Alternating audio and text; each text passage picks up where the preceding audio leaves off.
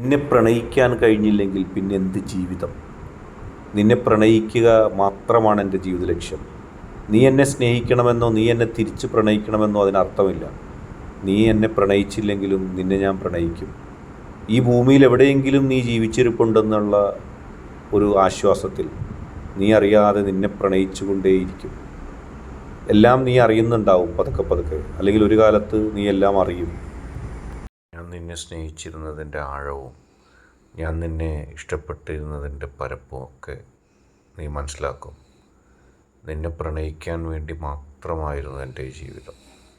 നീയല്ലാതെ മറ്റാരെക്കുറിച്ചും ചിന്തിക്കാൻ പോലും എനിക്ക് സാധിക്കുന്നില്ല.